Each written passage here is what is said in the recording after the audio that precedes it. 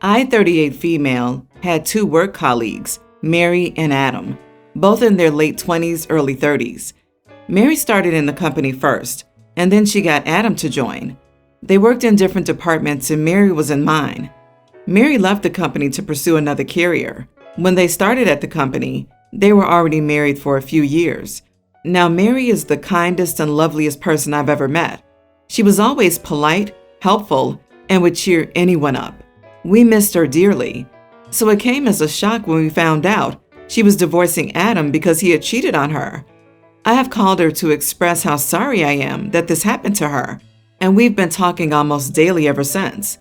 I was impressed how well Mary holds herself in such a situation. She doesn't badmouth Adam, and the only thing she mentioned was how her wedding dress and a few family heirlooms went missing when she was moving her stuff from their apartment.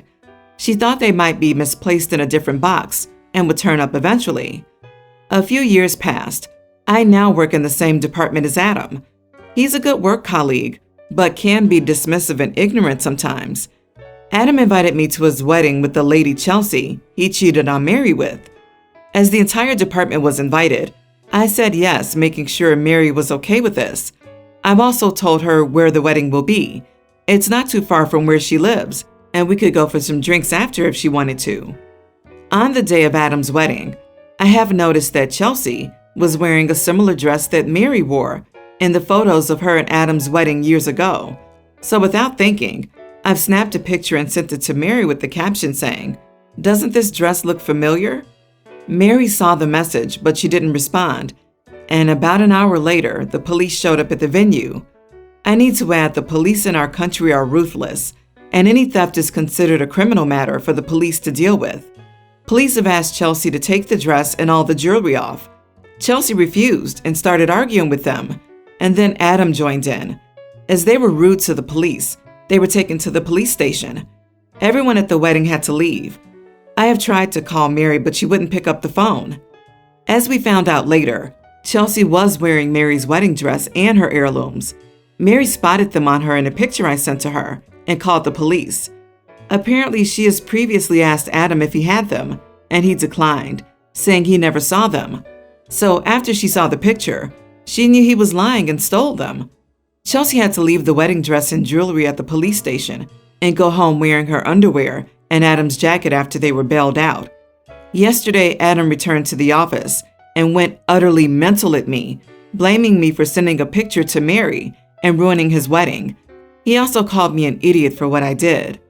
So, Adam cheated on his wife, stole her wedding dress and heirloom jewelry, and then passed them on to his new fiancée, who may or may not have known. All you did was alert the ex-wife. You didn't call the cops. She did because she knew the background of him stealing from her and lying about it. I think it's pretty clear that Adam's the idiot, and possibly the police for the very brutal way they handled this. You are not the idiot, OP. I can't believe he would give his ex's wedding dress and family jewelry to his new wife to wear at their wedding. I wonder if the new wife was told where he got them. I'd almost guarantee he made up a story about them being his family heirlooms, because I couldn't believe there's a woman in her right mind who would want to marry a man in the same dress he married his ex in. That's some weird crap. Excuse me? What woman in her right mind wants to marry a man who cheats on his partner? New wifey knew everything. No way you could go through wedding plans and not go dress shopping. Because he already had one? It's clear that Adam ruined his own wedding by committing a criminal act. Telling a theft victim you found their stolen goods is always the right thing to do. I'm so glad you did the right thing and didn't just keep quiet so as not to rock the boat. Crime and injustice should be dealt with, not ignored. The fact that she wore the dress and jewelry kills me. Like stealing the dress wasn't enough. Adam sounds like a psycho for doing this. It looks like he wanted to get back at his ex or something by having his new bride wearing things precious to her. So, not the idiot, OP. You are friends with her. The dress seemed familiar, and you didn't know she would take it as far as calling the police. In the end, not so much the dress. Who cares after the marriage ends? But her heirloom jewelry is another story, and she deserves to have it back. My 46 female, twin daughters 21, Tori and Tammy, are both in college, and they're planning to make a 2-week trip to Italy. I am paying for everything as a birthday gift. My best friend Diane has a daughter, 18, Lori, and she's been worried because Lori has no friends. My daughters and Lori used to be closer when they were little, but drew apart when they became teenagers. Diane asked me if my daughters could try to include Lori in their social lives so she isn't lonely all the time. I called Tammy about this, and she felt bad about Lori, so she's been talking more to her since. They invited Lori to their dorm one time and went out with her several times. I thought the next step was to invite Lori to Italy, but first I talked with Diane about it, and she agreed. She said that Lori has been happier since she started seeing my daughters again. Diane said that if my daughters agreed, she would pay for Lori to go to Italy with them. But when I talked to them, they were not happy with the idea. They say that Lori's too childish and would prevent them from having more adult fun in Italy. I think they're being really selfish and mean. Also ungrateful to me, considering I am paying for everything. We've been arguing and I more or less said that Lori's going with them, even if they don't want it. Am I the idiot? You are the idiot. Your daughters are grown-up ladies. You shouldn't be making playdates for them anymore. They might enjoy Lori's company for dinner or an outing, but they don't want to spend 2 weeks with her.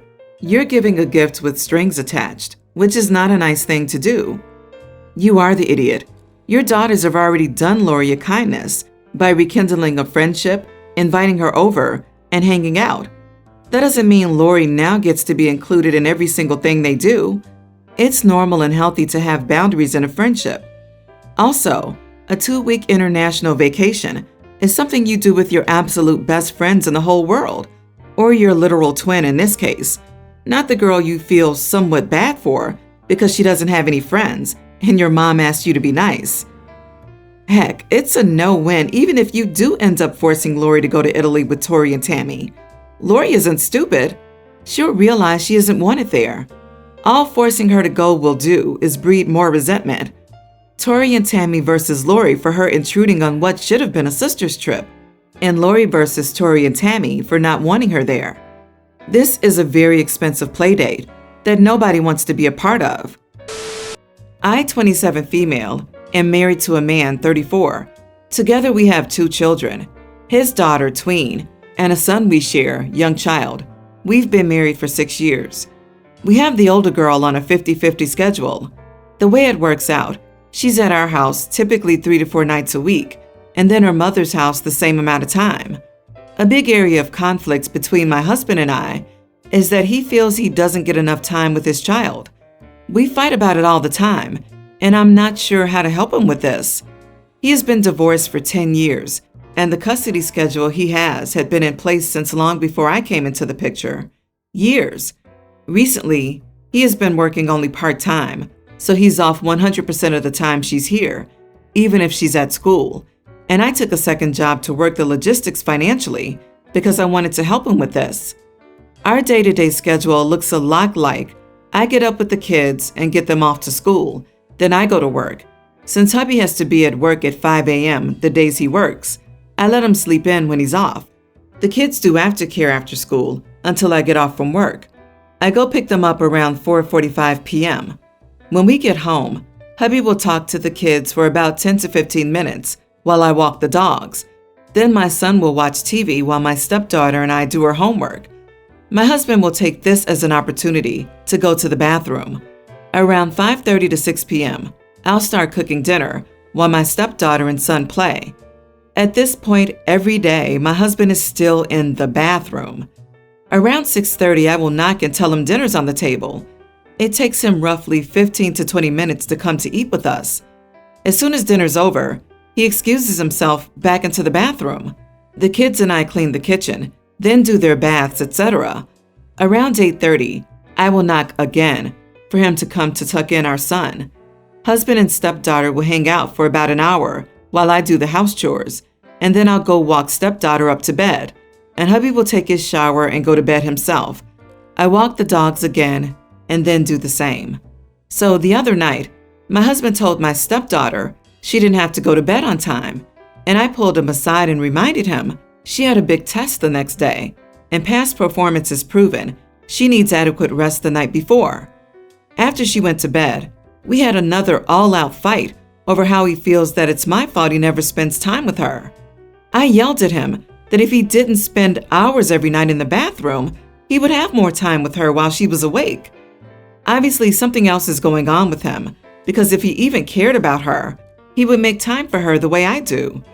He has not spoken to me in 4 days, even though I've tried to say I'm sorry so many times, so I know I really hurt him.